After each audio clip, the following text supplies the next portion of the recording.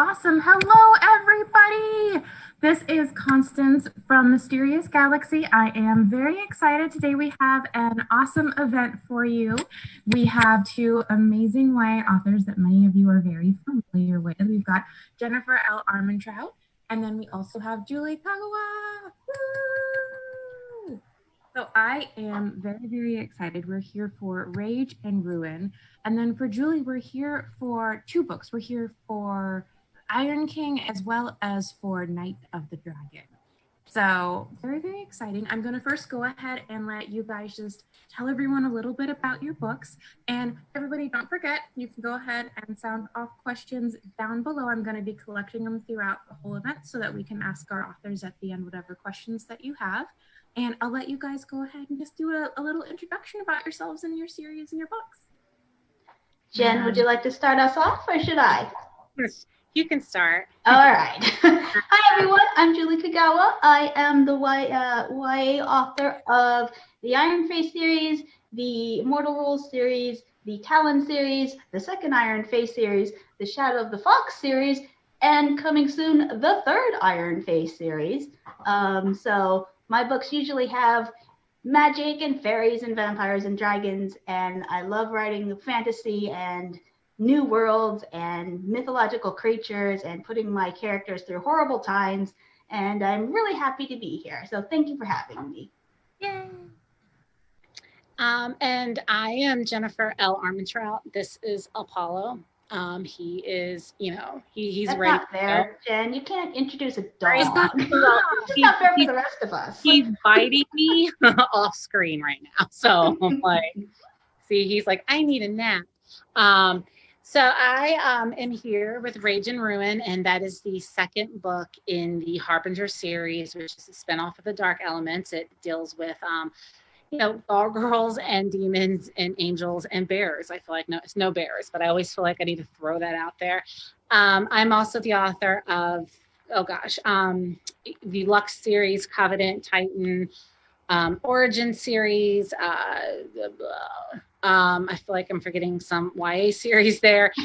And I also write adult contemporary series and some like adult fantasy series. And so I like Julie, I love writing about many different types of characters and, making them work for that happily ever after. It's only satisfying if they actually have to work for it a little bit, right? It needs to be some grit and some struggle that happens. So since you guys are both writing series, I feel like one of the things you always hear authors talk about is the first book may come really easy in a series, and it's always like that second and third book and stuff like that can be a little bit harder sometimes. So when you were writing these books, did you feel like, was it an easy writing process for this one? Did you feel like it came out easily, or was this one a little bit more of a struggle? What was kind of the writing process for these two books? I went first last time. Okay.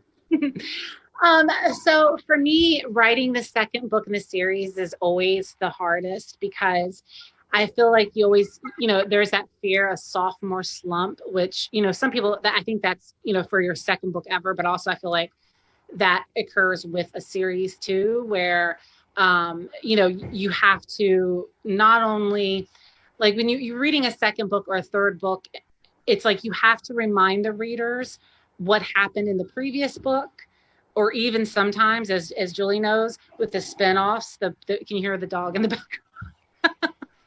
He has this toy called Steve the Mailman, and he's winging it in the background. Just ignore it. But you have to remind readers of what happened, and you have to do that in a very organic way that it's not an info dump, which can be very, very hard to do. And I think the second books are always the hardest. I don't know about you, Julie.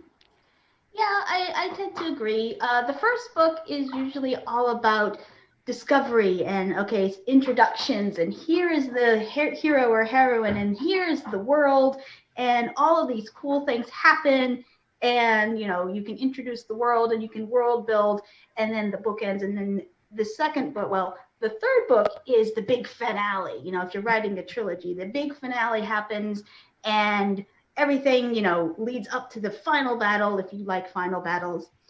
or the final confrontation. So the third book is really, really exciting. And then the second book is just kind of the bridge book. Filler. Yeah. And it's kind of a balancing act of getting the characters from here to there and not making it a bridge book. So for me, what I like to do is when I'm starting a second book, I like to take my characters and then you have to break them. You have to break them in the second book because then you have to fix them in the third book and then bring it all together. So that's why I think the second book is a little bit more, is probably the hardest one to write in the trilogy. Yeah.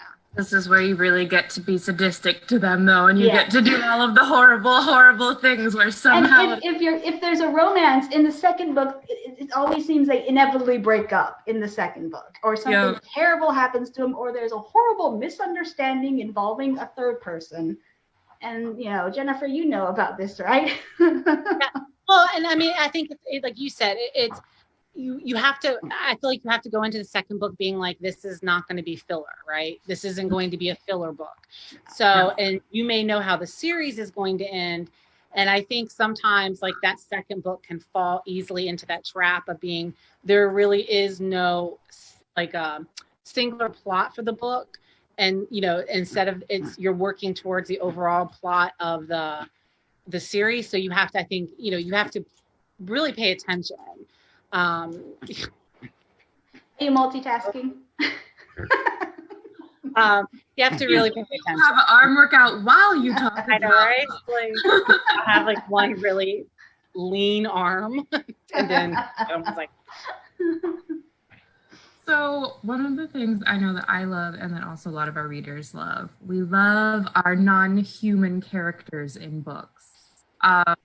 So where do you pull the inspiration from kind of the more magical, supernatural, non-human elements that get thrown into your books? Where does kind of the inspiration come from for those for you?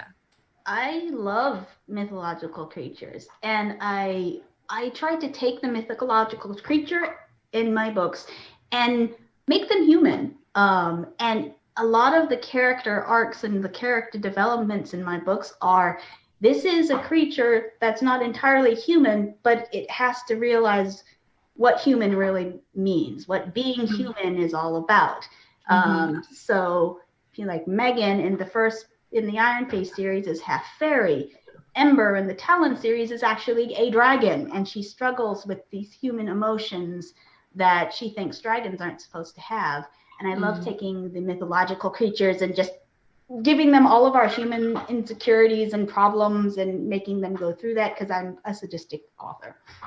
The joys of humanity, right? The joys of getting to feel all the feels. I think for me, it's the same. I think you can take a supernatural creature, whether it's an alien, a gargoyle, a vampire, a dragon, a demigod, and by giving them very human feelings and emotions, so that when readers are reading this, they can still relate to this person who, does not exist in real life. And I think that helps ground the characters in the book and just makes them so relatable. And almost sometimes in a way you forget that you're reading about this supernatural creature, because it's like you feel like you would know this person. Yeah.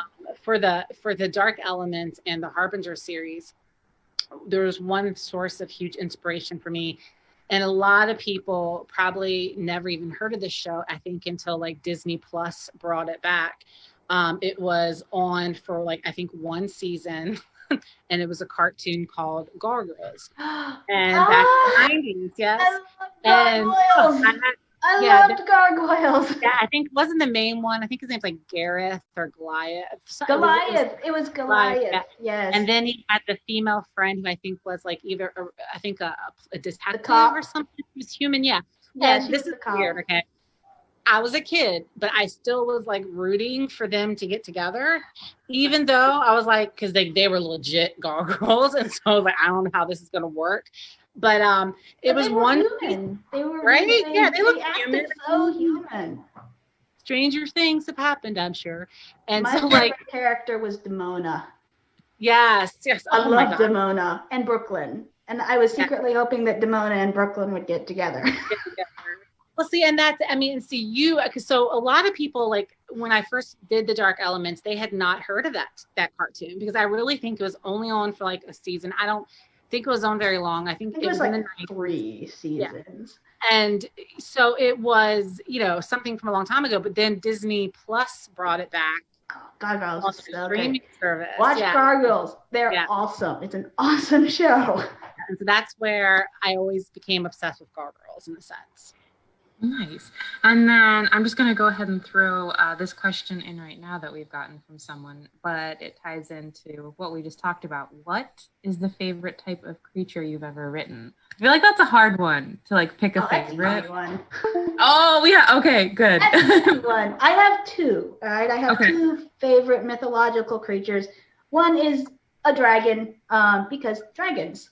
I think dragons are one of the most complex of them, because if you think unicorn, unicorns are white and pretty and virgins ride them and there's not much to them. You never see a fat unicorn, but dragons, I have one on my fridge. dragons can be anything. They can be this big, or they can be Goliath or Godzilla size. They can be animalistic and guarding their hoard, or they can be ruthless and conniving and multi-billionaire CEO of a multi-billion corporation. And that's not weird to think of a dragon doing that. So I love dragons, and I would love to be a dragon, because who wouldn't? And then my other favorite one is a Japanese folklore myth called the kitsune. And in Shadow of the Fox, I got to bring the kitsune to life. Kitsune means fox in Japanese. And in Japanese myth, kitsune, the foxes of Japanese myth are just magical. They are tricksters. They are spirits almost. And there's a ton of legends and a ton of stories about kitsune, and they're my favorite mythological creature. My second one. I think one of my favorites that I've never written would be a dragon. Like, I've never written a dragon though, but I would love to. I would love to write a dragon. I don't know how or when or if that'll ever happen, but I think as Julie said, dragons I think are just so majestic and fearsome, and you know, they're like you said, they could just be anything. Even though I do have a dragon in the Dark Elements and Harbinger series, but he's a familiar, so he's not, you know, I mean, he kind of starts off as a pocket-sized dragon, and then when he gets angry, he gets bigger. But I think my 2 favorites are probably, I think I have to say a demon, because I love like their the lack of demons, the utter lack of moral code, like, you know, that they have. But also, if you read, you know, if you read my books, my demons, it's like the demons and angels are not, it's not black and white. Like, not one is good and one is bad. And you find out that there's a lot of ambiguity on, you know, what is good and what is bad. And I think I love exploring that. And I think another thing is, you know, and I think too, on the flip side is angels, because of that, how you expect them to be a certain way. And in reality, that the good, you know, sometimes the good side is so focused on the greater good that they're, you know, the terrible things, they're doing terrible things to get to that greater good. And which is, if you've ever watched Supernatural, like, you know, I feel like several seasons were dedicated to, you know, even, you know, that show exploring the good and the bad sides of them. Castiel.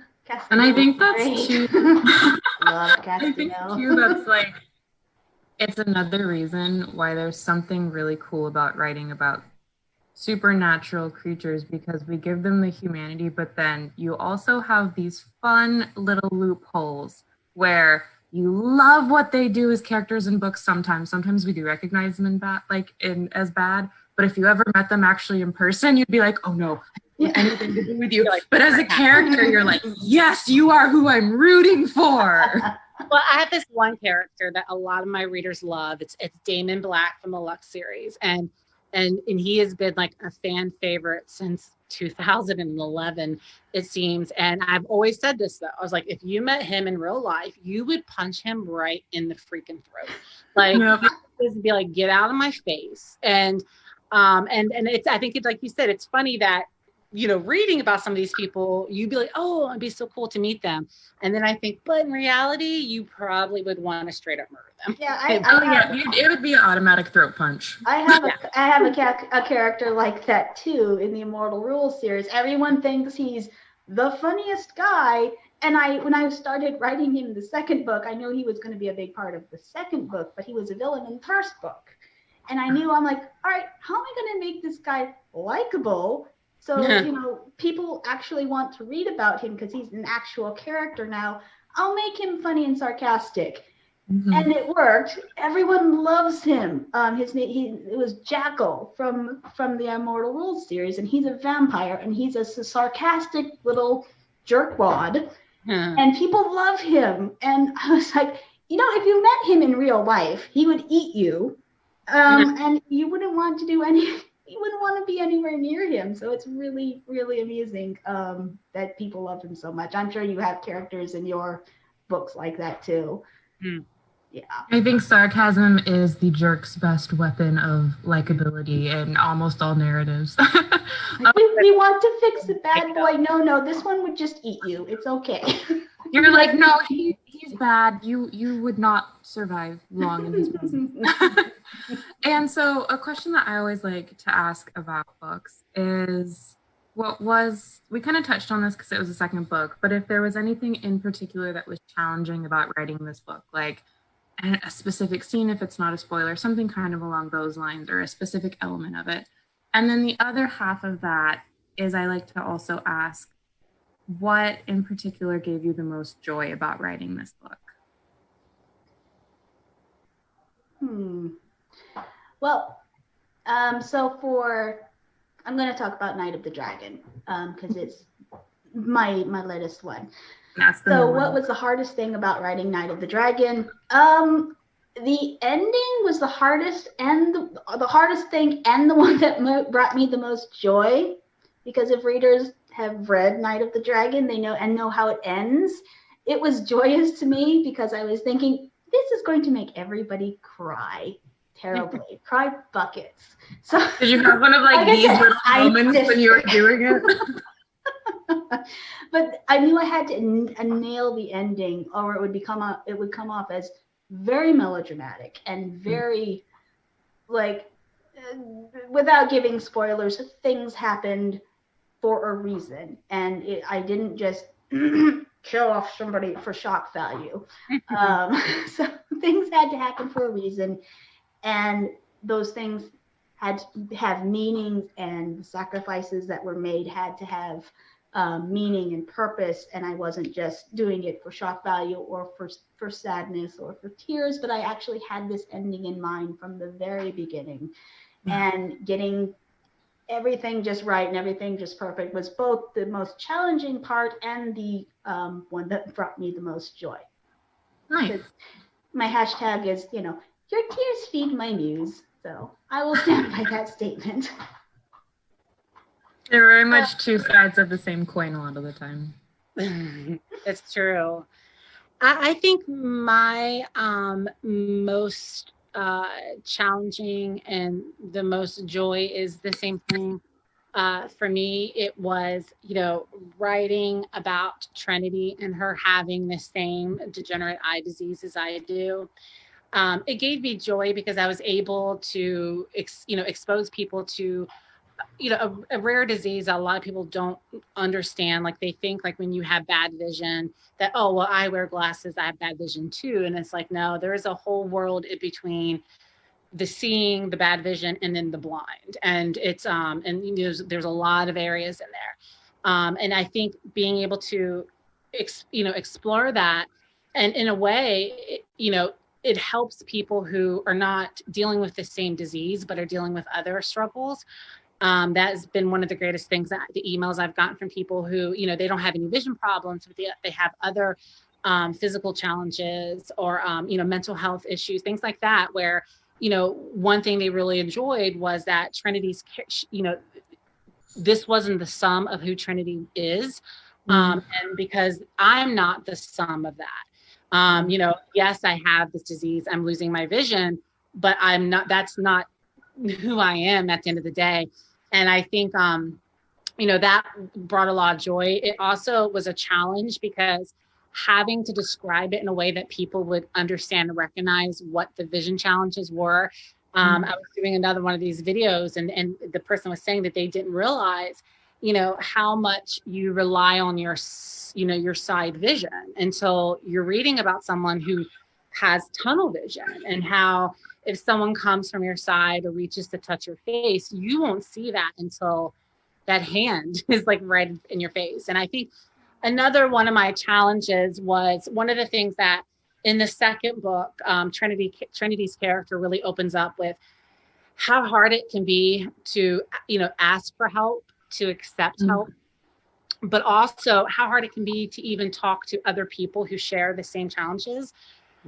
Because I know when I was first diagnosed with the disease, I went in online and joined a bunch of chat groups and forums. And, it's almost like we often, and this can be applied to so many things, but we often forget that our experiences, they're not a monolith. It's different for everybody. And one of the things I was able to do through Trinity was explain how often you end up feeling othered because people who have the same thing as you are trying to tell you how you should feel about it, how you should talk about it, how you should discuss it. And it's like, first off, it's like, these are my eyeballs, number one. You don't get it. Number two, shut up. Like, these are the two things. And I think that, and the thing is, a lot of times is these things come from good places, but it's like the world to hell is paved with good intentions. And ultimately it does sometimes more harm than good. And so that was a challenge to explore that, I think, and really get it out there that, we do have to be more aware, even ourselves who have certain struggles, when we talk about this, just because we feel a certain way, that does not mean the next person does. And, and we need to be careful about what we try to make them feel or think. Yeah. I think you can even tell just in like the basic conversations we have with people, it's almost habitual how you say, I know exactly how you feel. And it's like, no, you don't. Yeah, it's just a reaction, but it's very true. And I think that's great that you have that, because everyone experiences things and reacts to them differently. And just because you have something someone else does, you experience it differently, have it in different ways that affects you differently. So I think that's pretty awesome that you have that in it. We have a lot of questions because we have a lot of very excited readers. So I'm going to put my list of questions on hold, and we are just going to go ahead and dive right into the questions. I'm just going to go through them and keep them coming, everyone, but we're going to go ahead and start doing the questions now. Okay, so the first one I have got is, if you could be one character from your newest books, who would you want to be? From our own books? Was that for my own book? From your newest book. Newest book. Yes. So that would be Night of the Dragon. And if I could be one character from Night of Dragon, I would probably be Yumeko, because she's the kitsune, she's the fox, she has illusion magic, she's a trickster and a prankster, which I can be sometimes. And I love that character, and she is surrounded by all the beautiful Japanese boys. Oh gosh, that's hard. I would say, I think there's a lot of obvious answers. I feel like, being either Zayne or Trinity would be pretty cool. But I think I would like to be Peanut. And Peanut is a guy who died in the 80s at a Whitesnake concert. He fell off a speaker tower. He's a ghost. But I feel like he lives his best life. I feel like he has fun. Like he kind of does his own thing. I think I would like to be Peanut. I love your dog. Yeah, he's so cute. I'm just going to chew on your arm while you're doing this interview. Yeah. And the thing is, obviously, look how used to it I am. Because I'm just like talking like it's nothing. He's just doing on my hand. Very much so, just like, look at me, I'm here. I'm a baby. I'm using my face. So I think this is a good question for people who are new, because we have someone who's asking, they're new to your books for both of you guys, and they're asking, where do you recommend starting? If you had to give them like the first book to start of all the books that you've written, where would you recommend that they start? What do you like to read about? Do you like fantasy? If so, I would definitely recommend the Iron Face series to start out, or the Talon series if you like dragons in modern day, or if you like more of a darker tone and vampires, check the Blood of Eden series out with the Immortal Rules. And if you like anime, check out Shadow of the Fox, because that's the first book in the Shadow of the Fox series. So yeah, those are my recommendations. So all of them, just read all of them. That's a good starting point. Just read all of them. I have to back that up. I think that's a good start. So I think it's the same as Julie. What type of genre do you like to read? If you like to read contemporary fantasy, I would suggest starting with Storm and Fury, which is the book before Rage and Ruin. That's a contemporary fantasy.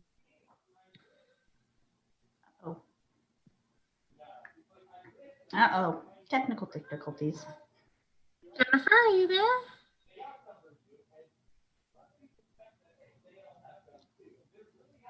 Hello? Julie, can you hear me? I can. Can you hear me? I can hear you. It's just Jennifer, I think. And your camera froze. I have sent her a message. This is when we cut the screen and have the little, like, 1 minute later, everybody please come back.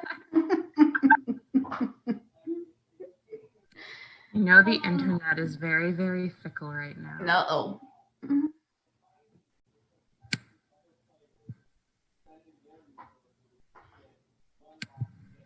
We'll give her just a second.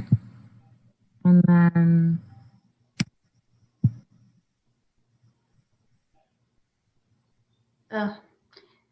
Technology.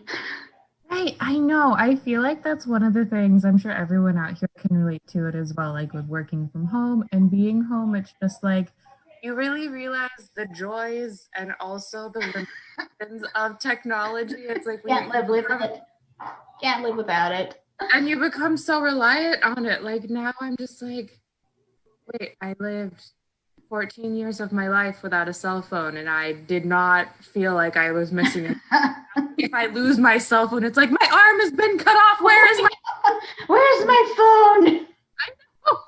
It's like you've lost an intrinsic like part of yourself. If can you like tell, or can you just feel when your phone is not on you? It's like, I don't have my phone. What am I supposed to do with my life? I'm supposed to sit here for 5 minutes and do nothing. Yeah. So what did we do before we actually, before we had phones? We, in the airports. Books. And we got to talk to more people. Well, I think we'll wait. We'll let Jen try and figure out, and hopefully she'll be able to come back on and join us. But Julie, are you okay with us go ahead and answering some more questions, and then Jen comes back? We'll fill it out. I'll even answer questions for Jen. She probably won't like it, but I can do it. I mean, unless you guys want like a comedy skit of us living. And then maybe later she can like do Jennifer L Armentrout answering questions as Julie Kagawa. Oh my gosh, it can be like the Vanity Fair, like Google asks questions and you answer. Okay, so let's see. Let me scroll through Ooh, this is a fun one, especially with the dragon type of character. So I have a feeling it may be a dragon character, but what's your favorite personality type to write? To write? Mm-hmm. Oh, my favorite personality type to write is like the smartass. So in my books, the most fun characters to write, I mean, I love writing the broody bad boys, but they're kind of one note. You write one broody bad boy, you write them all. But like Grimalkin, Jackal, Puck, Okame in Shadow of the Fox are all the guys that have that quip right on the tip of their tongue, and they have a comeback for everything. And I wish I was as witty as them, because it takes me a long time to think up what they're going to say, but they get to just say it. They're just like, everyone's like, "Oh, you're so witty." I'm like, it took me like 5 minutes to come up with that response. So you're like the beauty of delay. They're fun. They're what I wish I could be in real life. And you've mentioned it a couple of times, and I just want to ask, because I think the Japanese culture has so many beautiful elements to it, and you have been mentioning this book in particular with the fox in it.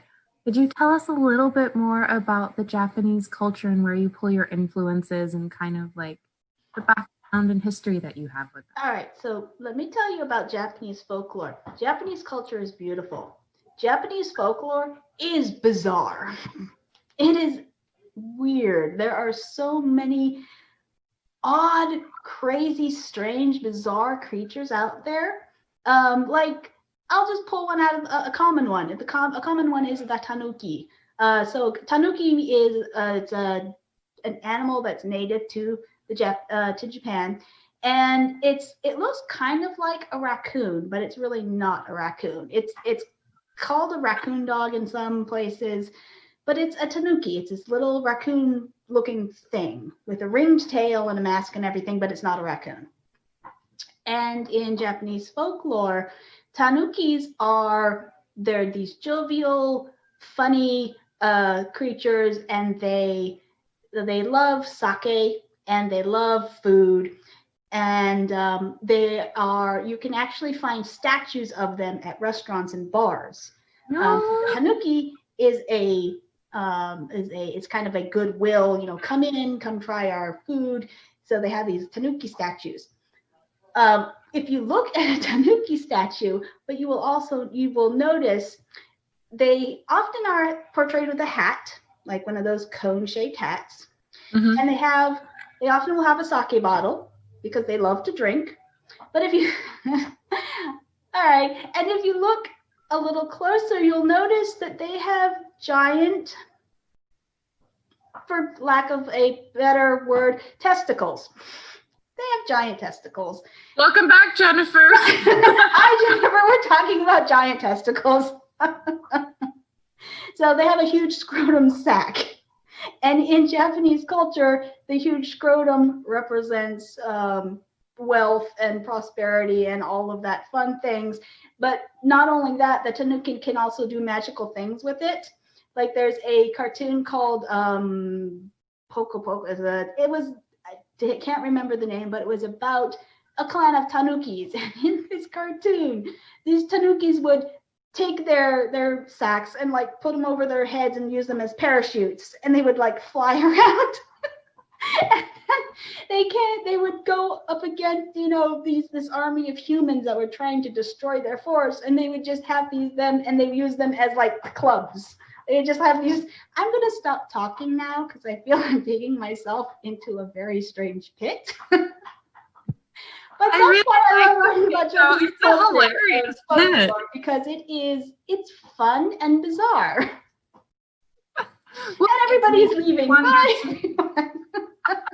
Well, it makes me wonder too, because it's one of those things where like I love watching anime, and now I don't know if anyone else out there who likes anime. Now I'm like, every time I thought it was a raccoon, was it actually a raccoon? Was it this little mischievous guy? Yeah. Some other less weird things were like the nerdy kabe, which is just a living wall that likes to mess with you. It'll plant itself in the middle of a doorway or a path, and it's usually invisible, so people would just run right into it and not know what the heck. And it could stretch for miles in either direction, and it just liked to mess with travelers. There was one called the umibozu, which is this massive sea creature. It looks like a shadow. I don't want to tangent on you, but that in an anime that I just watched where it's a woman gets pulled into a demon realm and she has to like cook human food for the demons because they like how it tastes. Yes. With You know what I'm talking about? as the host. Yes. Yes, I love that one too. That one is a good one. That's really sweet. I'm waiting for more seasons of it to come out. But welcome back, Jennifer. Hi, Jen. Yay! I don't know how long this is going to last. We're getting some pretty bad storms here, and Oh no. Since I live in kind of like a rural area, we have DSL, and I think there is somewhere at the central office, there's wires that will get wet and take down the internet. Oh no. Yeah, I miss having cable internet. Just FYI, it sucks. So. Well, Julie and we were just talking about, she answered a question, and then because we've gotten to hear a couple mentions of awesome like Japanese mythology and elements in her books, and she was talking about some of the really cool creatures, but sorry, I could go on and talk about Japanese awesomeness for a long time, but I will not ramble. But I will ask you the same question that I asked Julie, and it was, what is your favorite character type to write? I'm sorry, what? What is your favorite character type to write? I think my favorite character, if I have to say, it's not so much a creature, but it's a personality. I love writing strong, kick-ass female leads. And sometimes, it's not necessarily always a physical strength, but, a mental, emotional strength. And I think one of the things that I find often in a lot of books is if a female character isn't physically strong, she's always seen as weak. That's one thing you always see, that, oh, well, she can't do this and she can't do that. And I'm of the belief that, anybody can learn how to, fight, but not everybody has the, a mental or the emotional strength to pick themselves back up after getting knocked down repeatedly, both physically and emotionally. So I love writing, those types of female leads and snarky, fun characters, because they get to say like what you wish you could say in situations. Yep. Yeah. I know you got to miss it, but Julie was literally saying the same thing. She was like, I like getting to write the wit. And you're like, it takes 5 minutes, but for them, it just naturally flows out. Oh, okay. This is a fun question. But you guys have written so much that I don't know, because you guys have written in so many different genres. But this one is, what genre would you want to write that you haven't yet?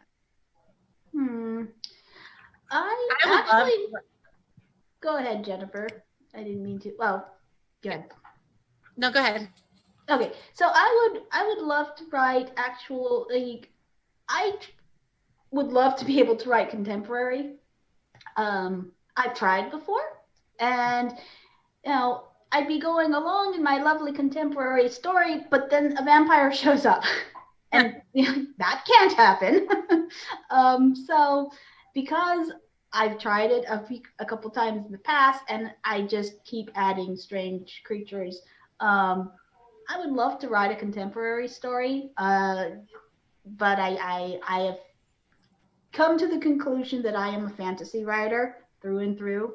So my next genre that I could that's adjacent to fantasy and not contemporary, and I think I would have a lot of fun in would be maybe some sort of sci-fi. I like aliens, not hard sci-fi, but just like a space opera type with like lots of weird creatures and aliens and things in space. Well, I might be slightly biased, but I really like how you talk about monsters, so I'm glad they always somehow weasel their way into your books. Thank you. Jennifer, what about you? I think the genre that I would love to be able to write, and I can't, is like historical. I am just way too lazy to do the research necessary to be accurate. I once tried to pitch to my agent that I would do like a historical, but like, they would speak in modern day terms, like lingo. And my agent, who has repped quite a bit of historical authors, was like, oh no, honey, they would rip you apart. Like, you can't. And I was like, but it'll be on purpose, it'll be on purpose. And she's like, no. It's hard doing some research, because even with like Shadow of the Fox, it's based on old Japan. So I was like, okay, what kind of trees would be in this area at this point in time, and what kind of dress and what kind of tea would they be serving, and just the little things that you have to know to make even a fantasy world authentic. Yep, it's all the minute little details. And this, I feel like, Julie, we've gotten to talk a little bit about favorite folklore. Jennifer, do you have a favorite folklore? That's another question that we have, and both of you can talk a little bit more about them. I have two of them. One of my favorites has always been, since I was younger, is Greek mythology. I mean, you see there's a dog. Is Greek mythology Apollo. I think it's a very appropriate name. But I always thought that that with Greek mythology, I know, right? It's like, I just need to be the center of the attention all the time. Right? I know, it's like a little shark. But I always thought, like, when I first would read about Greek mythology, it was I always thought that, like, it was like if Jerry Springer existed on Olympus, it would be the Olympians, because if you read any of their myths, they are, I mean, it is just like, who came up with this stuff? Like, like, what special mushroom did you eat to come up with this? So I've always loved Greek mythology. And I've also loved the mythology of gargoyles. And I was talking about this a little bit last night, where there is two schools of beliefs, that gargoyles were evil, or that gargoyles were, were created to protect people, or to remind people, or ward off evil.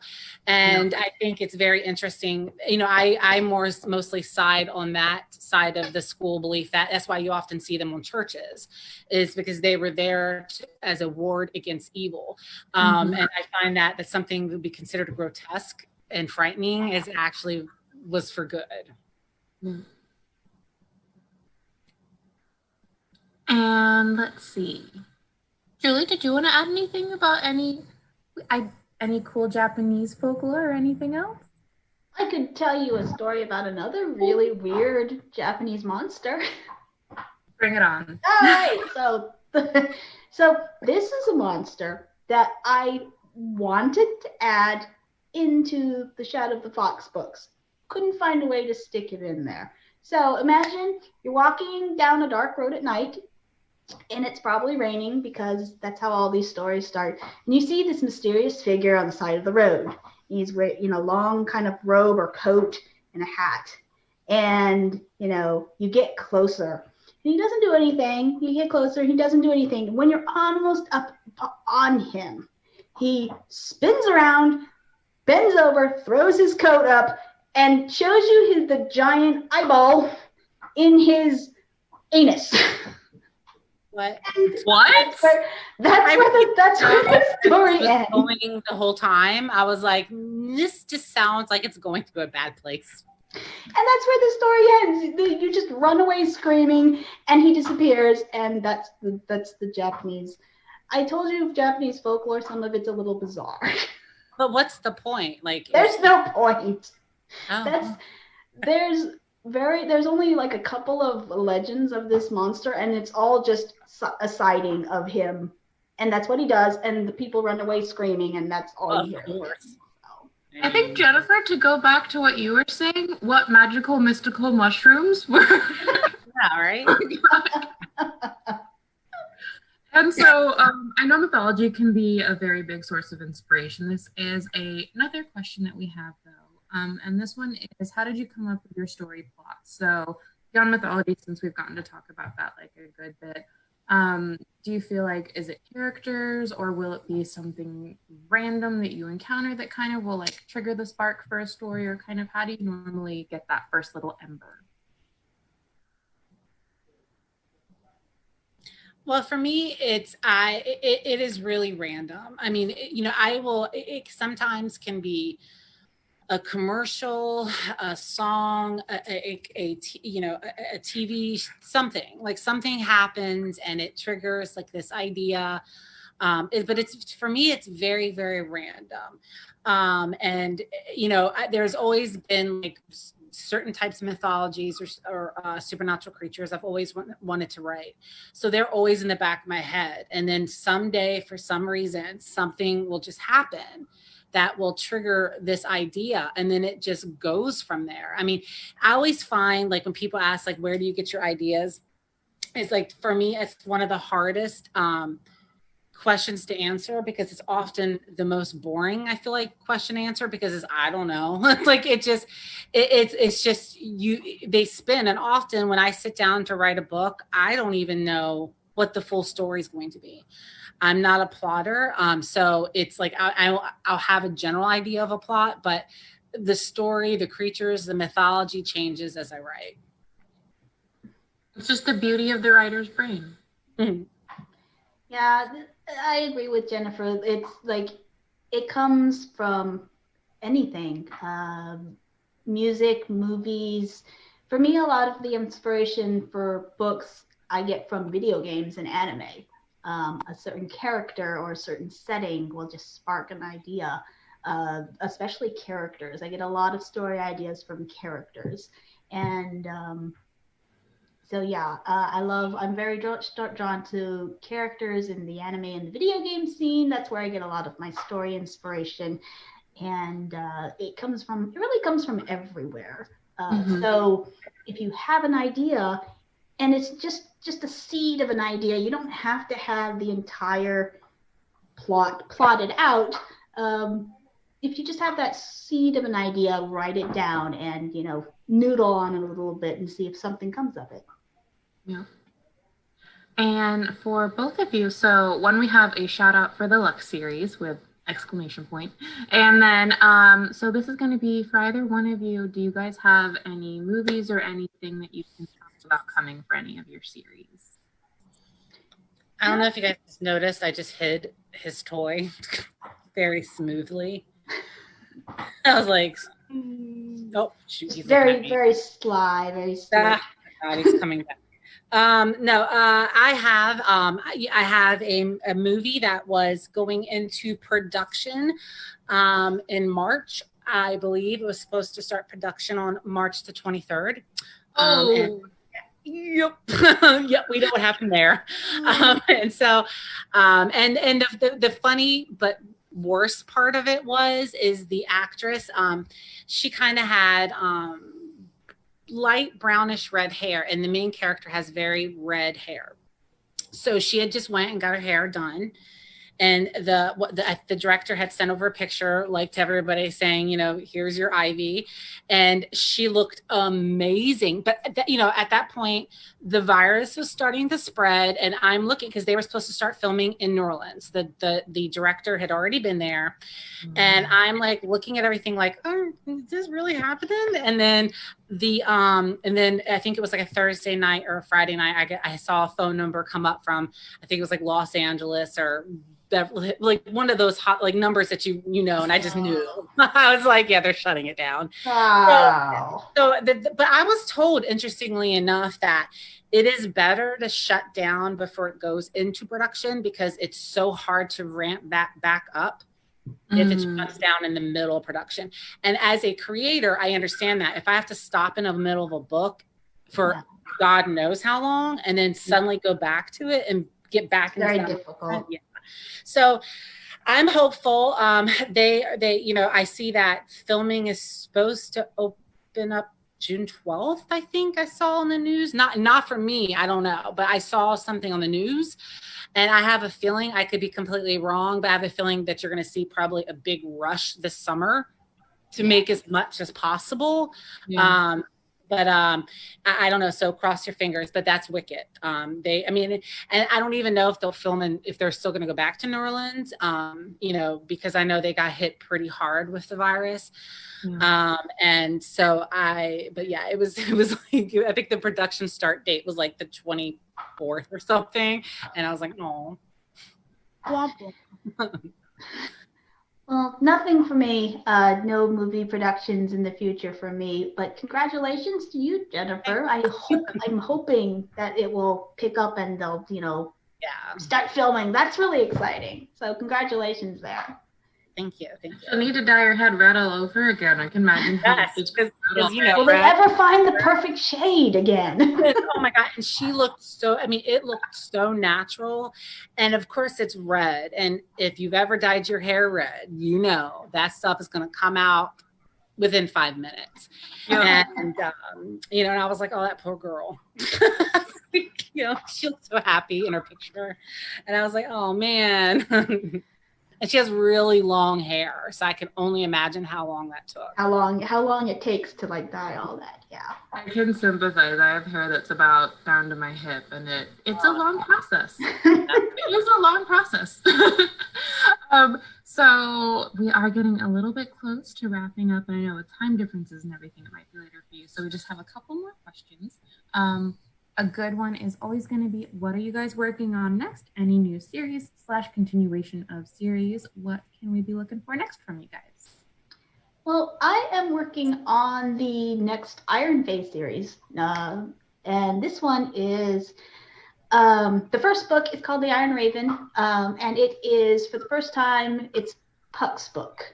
He gets to be the star of an entire book, not just the novella this time, but for the first time, he's going to have an entire book just for him. It's called The Iron Raven. I'm really excited about that.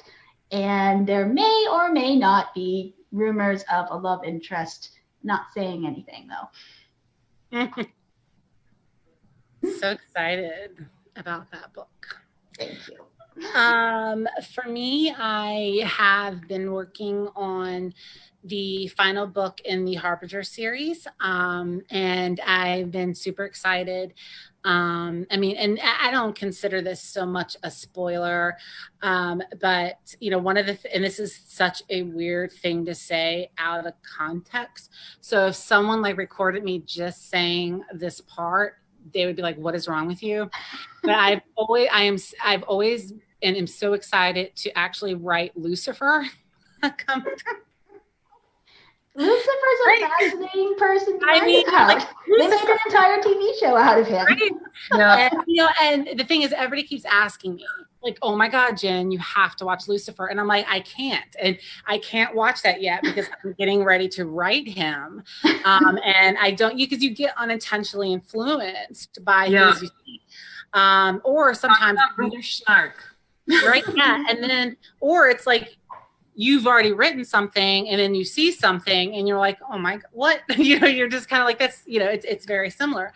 But I'm very excited. I've always like, I mean, it just also in my world, it's, you know, just to give you a moment of background is that, in hell, Lucifer, you know, he's I think, you know, he's down below, whatever. And the only thing they get in hell is satellite channels from the 80s. So he only has music. So he's gonna come above. And I always imagine, like, what would Lucifer do if he hasn't been able to be in the modern world? And all I kept picturing is him like discovering the Jersey Shore or Is Love Blind? Yes. Awesome. And him just sitting down and they're trying to get him to do something. And he's just like, people blame me for the way the world is. Like, look at this. And so that's all I picture is this person who is almost has like this kid-like curiosity, but you know, he has to, you know, he has to remind you exactly who he is when it comes down to it. But I always had this scene in my head of him discovering television and just being obsessed with these horrible reality TV shows and being like, wow, and probably being like, yeah, I'm going to see that person in about 20 years, you know, kind of thing. Yeah. He's just like in the corner being like, I'll see you in a little bit. Well, we have gotten lots of love of Puck and Lucifer things, so people are very excited about those. We did have someone ask Jennifer, what would happen if Puck and Lucifer had their own show? Oh my gosh, Lucifer would just be like stuck them together. I know. Lucifer would be like, I'm going to kill you again. And then he'd be like, but no. Oh, he's yeah. So should we write a book? Should Jennifer and I like team up and write a book about Puck and Lucifer's world tour? or like the traveling through. Oh my gosh, the amount It'd of be like the traveling tricksters. yeah. But so I think for the last question, this is kind of like a fun one, and it ties in a little bit. People are wondering how COVID has affected like your writing, quarantine, anything like that, and they're also asking if it's going to affect when your books are coming out, or if things are going to kind of be on schedule. I don't think it's going to affect when my books are coming out. I think that's my publisher's decision, and I believe that they're proceeding as scheduled. In my personal life, I try to keep the negative things at a minimum, and it's impacted me a little bit, just to think about everything going on. But I'm very lucky in the fact that I am a full-time writer, and I go to work. My workplace is 30 seconds away, if that, and I can go to work in my PJs, and I often do. So I can go in my office and close the door and turn off everything and be an unsociable troglodyte for, weeks. So I'm very lucky and very grateful for the fact that, for me at least, I have not been, for work anyway, I have not been impacted that much. And the same about like delays in publications, that's up to the publishers. And I know that publishers are doing their best to keep up with everything. I hope there's no delays. I don't think anybody can promise that there won't be, because, so much of publishing can be done at home, even from the publisher side. However, it does require people at the printers to pack those books.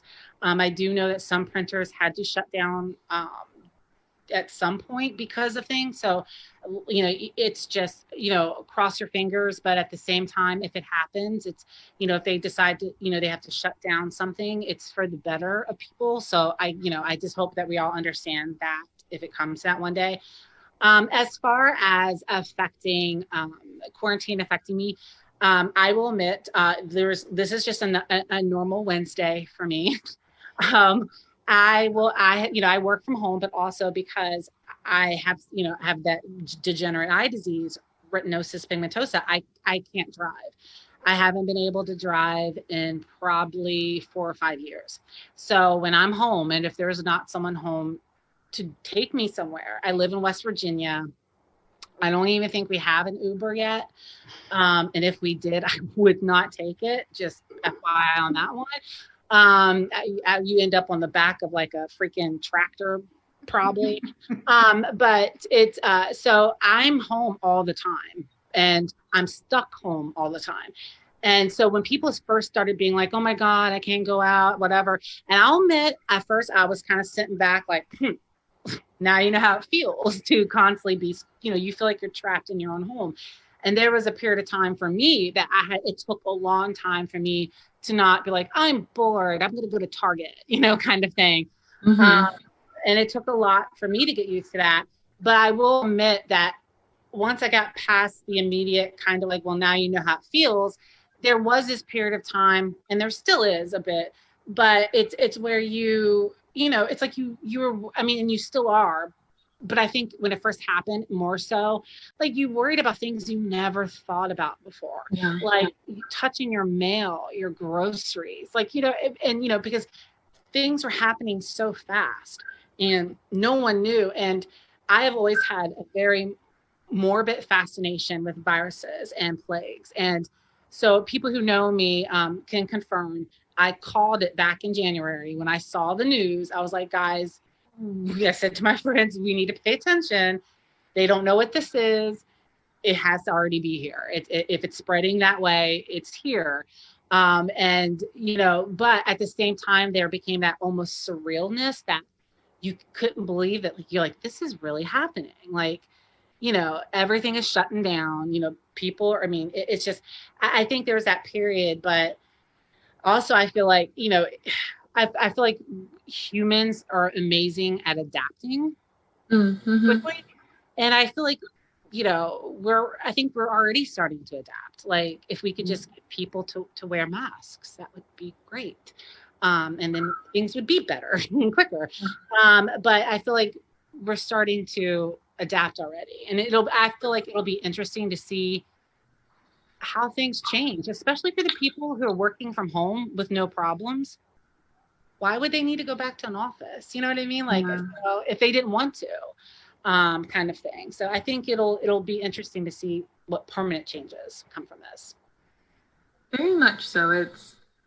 I was talking with someone and we never thought we'd see something that would affect us like this has affected us in our lifetime, because it's a very new thing for a lot of like the current gen, like for some of the newer generations.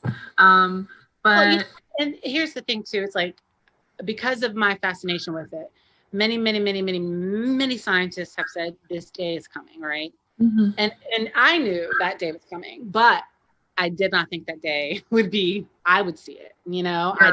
I was like, there's no way this is going to happen, you know, that we would stop it, we would do whatever. So I think that, yeah. And here we are. Yep. And if you are at home, because I am a shameless bookseller, we have two amazing authors whose books you can purchase to help pass some of the time while you are at home. So I hate to have to end this because you guys are so much fun to get to talk to, and it's a treat getting to hear you guys just talk about your books and writing and everything. But we are at time for tonight, ladies and gentlemen. So if you would like to purchase either one of the books, we've got the link. I'm pointing up because I think it's going to be above me, but in the event little description, you will have the link. And we are going to have signed book plates for both of our authors. They're going to do signed and personalized book plates for you guys. So that is going to be it for tonight. We will go ahead and sign off. Thank you so much to everyone for attending and for your questions. Thank you for having us. Thank you, everybody. Have a good night, everyone. Bye.